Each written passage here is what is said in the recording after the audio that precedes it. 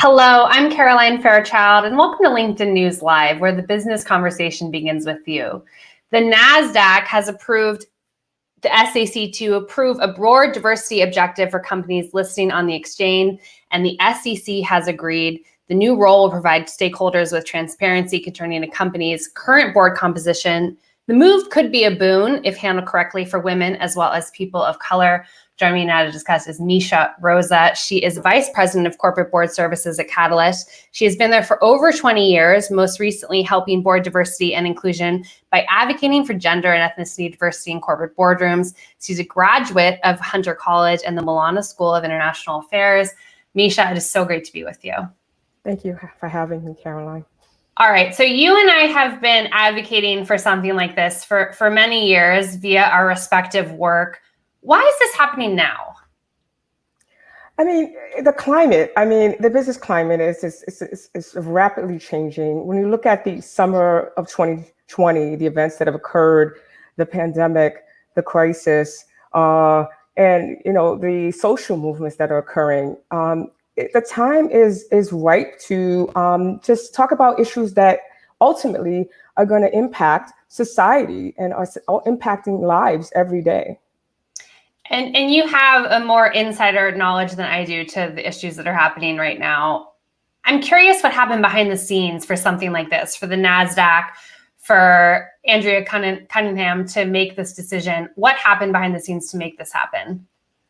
I mean, typically what happens is that, boards have to provide better oversight for the company. They have to be responsive to the constituents, shareholders, external pressures, questions about how are we going to move forward to ensure that we are managing the company and ensuring that we are setting the right kinds of strategy. And so behind the scenes, there are conversations that are happening at the board level to plan for and be visionary for the upcoming events that are occurring, and also to ensure that they are, preparing for the return back to work for employees.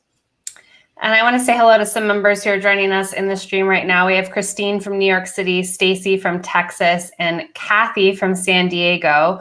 And if you're joining us now, we're talking about the issue of board diversity. I'm here with Misha Rosa. She's an executive at Catalyst, and we're talking about how we can get more women, more people of color into roles. So if you have any questions about that, let us know in the stream. We'll get those questions answered on today's show. Let's just talk about Catalyst in general. You've been there for many years. How has this issue of advancing women, particularly women of color, changed since you first started this role? Women of color are woefully underrepresented on boards. This is something that Catalyst has been looking at, counting with our census of women board directors for many years. And when you look at the uptake for women in general, it has been very glacial and slow and incremental. And if you parse out women and look at women of color in general, it's been disappointingly low. And it's nearly not moved per se over the last couple of years. Currently, we're seeing a slight uptick in the number of diverse candidates being appointed to boards. So, over the years since I've started, it's almost been stagnant. And so now the chain of events has accelerated the pace of conversation to move forward with this topic on why are women and women of color and underrepresented groups not reflective of the marketplaces that they serve.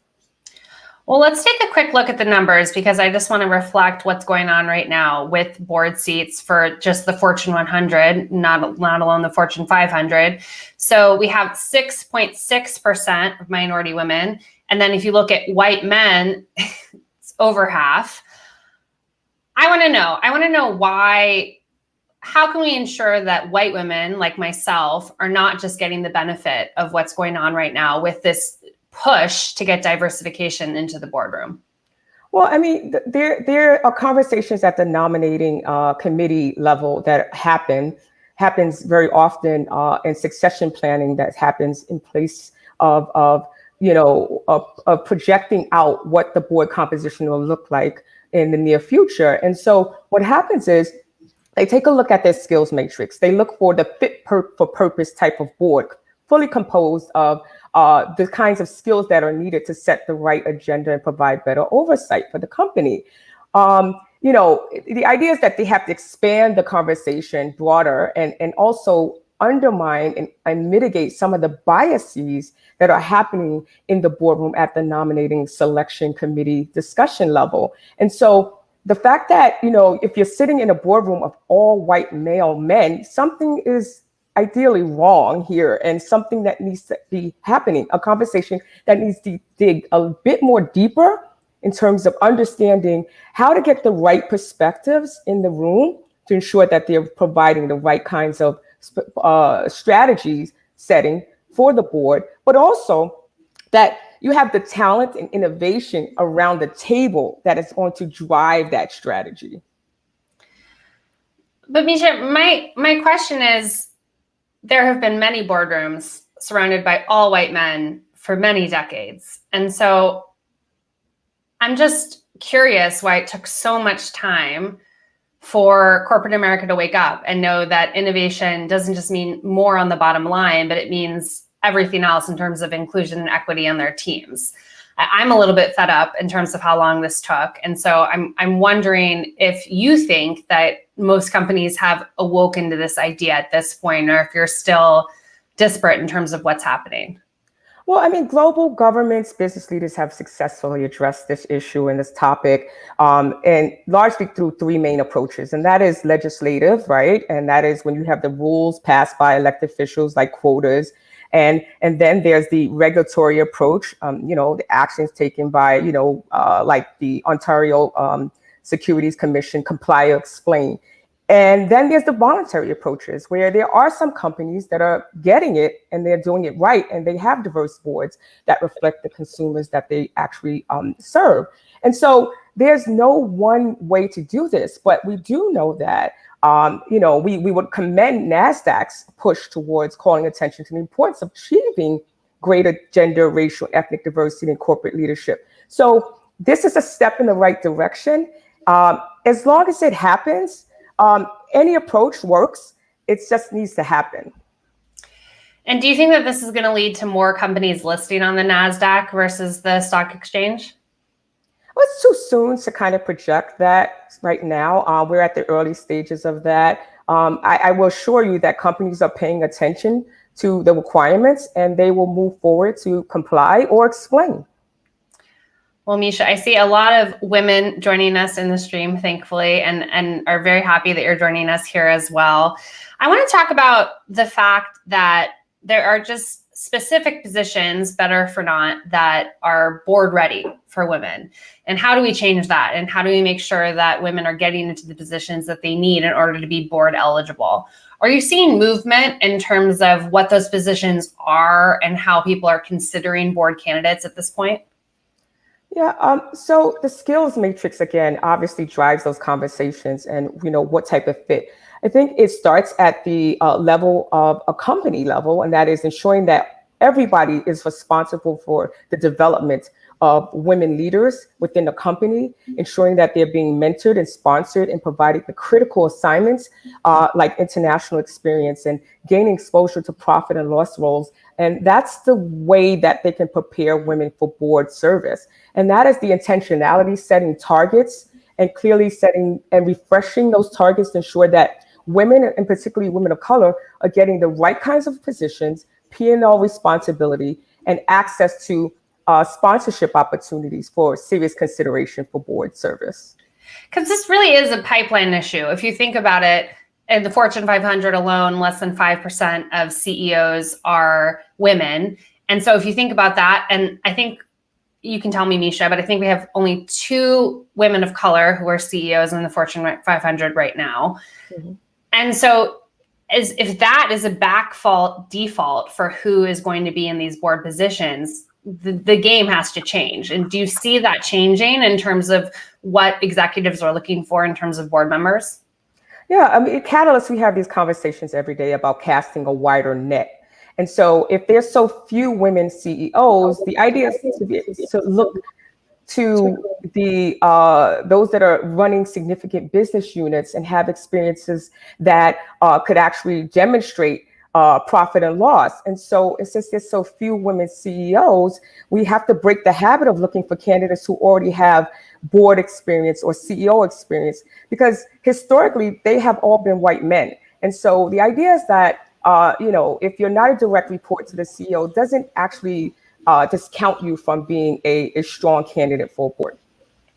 Well, I'm seeing a very active discussion in the stream right now, Misha. I want to bring up some comments that we have from Harper and Shelby. They're asking about accountability. How can people bring this up without backlash? So if you're at a company and you're wondering, how do I ensure that there's more diversity at the boardroom, at the executive table, without ensuring that your personal career is going to be in jeopardy?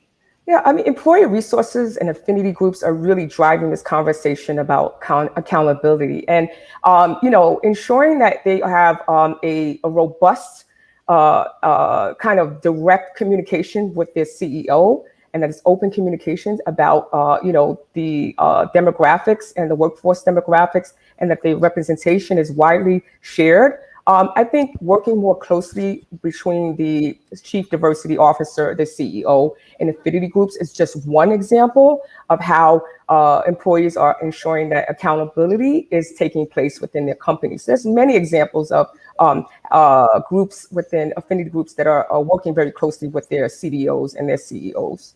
Yeah, that's a great thought. Misha, we have to talk about the big C, COVID, and how that's impacted the work that both of us are doing in terms of advancing women in the workplace.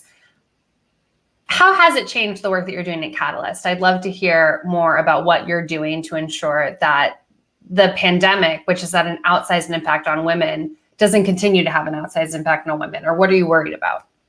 Well, I mean, Catalyst has long been the leader on this issue about remote working. And we have been the sought after organization to have conversations about how do we safely return women to work, and how do they actually ensure that they're not, dropping out of work, and that they're providing hybrid examples for women to balance. And so we have lots of research. We have opportunities to have convening conversations with companies, and we are advising companies daily about the seamless approach to working remotely, and that how effectively and impactfully it can be done if you do it right. I have a question here from Erica, which I think is really pertinent. It's basically about tokenism. She's asking, I'm not sure this will work. I've seen boards that have included women and their opinion is not respected at all. She's asking, Misha, what are your thoughts? It's not just about getting people at the table, but what is this? How do we ensure, this is my big question, how do we ensure that companies on the Nasdaq don't just take this proceeding and they ensure that they have one person there, but it's not actually inclusion, it's just diversity? Yeah, I mean, it's also about diversity and inclusion. And so fostering an inclusive environment for first-time women board directors and women of color is really important. Catalyst is actually working with companies to ensure that, when a woman is first-time onboarded, they have to have robust onboarding processes that foster an inclusive environment.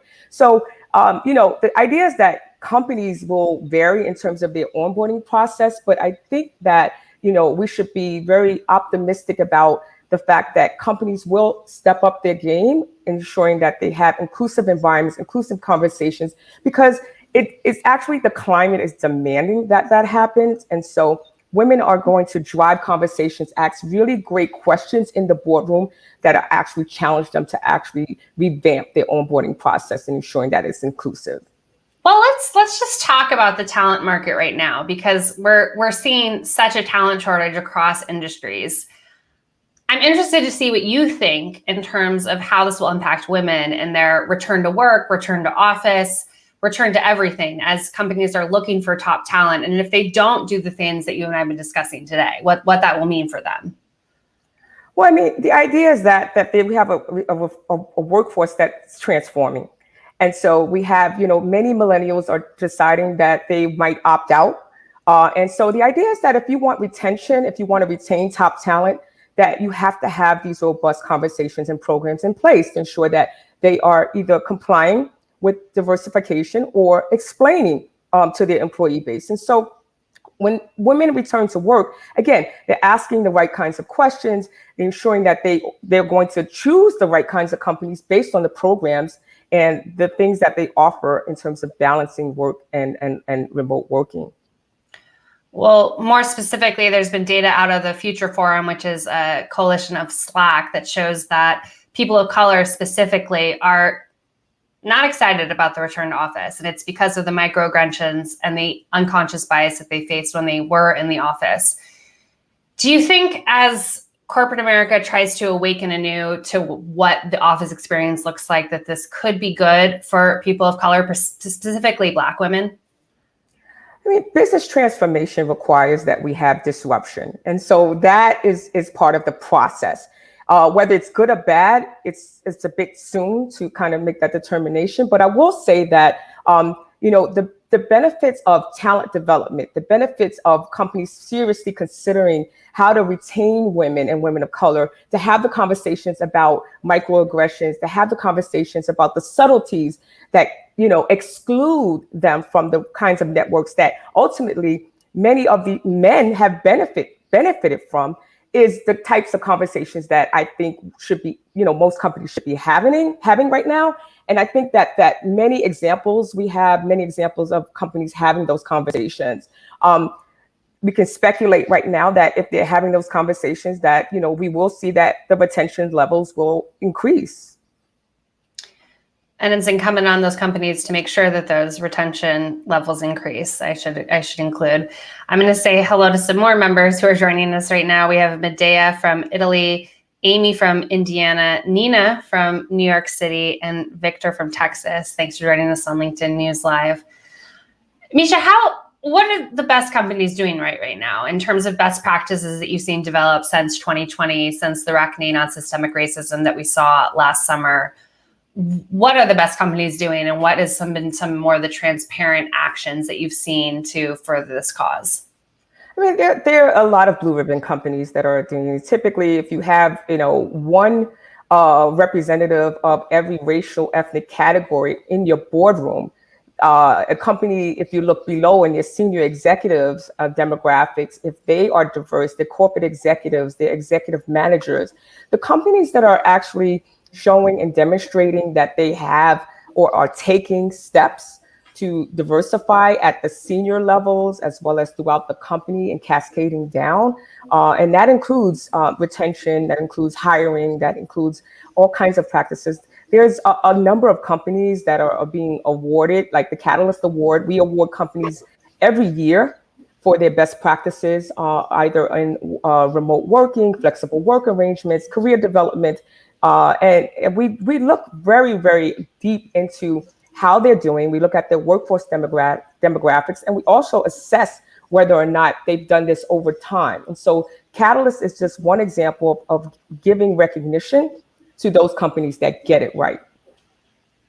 All right. Well, Misha, I see a lot of men joining us on the stream right now. I appreciate the work that you're doing in the Catalyst. Message for men, particularly white men, white male managers right now, as they're thinking about this conversation and moving forward with their corporate lives? Repeat the question again. Any message for just male managers in general right now, as we think about what they should be doing to further the cause and ensure that women are put up in positions of leadership right now? Sponsorship, mentorship, ensuring that they are advocating for women and women of color, putting them forth for opportunities for roles that I mentioned earlier in the conversation, P&L roles, ensuring that, and holding their senior managers accountable, if they are managers or leaders, holding them accountable for having diverse teams, ensuring that they are managing the microaggressions and calling them out in the room, and ensuring that they are advocating for women and women of color in particular, is the way to demonstrate their commitment to diversity and inclusion. Well, I see a lot of people on the stream agreeing with you, Misha. Cher says, transparency is the key to providing real perspective and creating equitable change. The stats don't lie. The way it worked isn't working.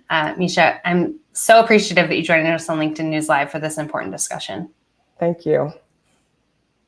That was Misha Rosa from Catalyst joining us to discuss the lack of diversity on corporate boards right now and what the SEC as well as the Nasdaq is doing to change that. I'm seeing a lot of conversation in the comments right now about this. So if you want to continue that, be sure to check out the news module to the right of your LinkedIn feed. Or if you're on mobile, you can click into that search box. Thursday, my colleague Nina Melendez will be talking with Justin Baldoni about masculinity at work, what's good, what's bad. It's going to be a great conversation. I can't wait to tune in. I'm Caroline Fairchild. Thanks for joining us on LinkedIn News Live.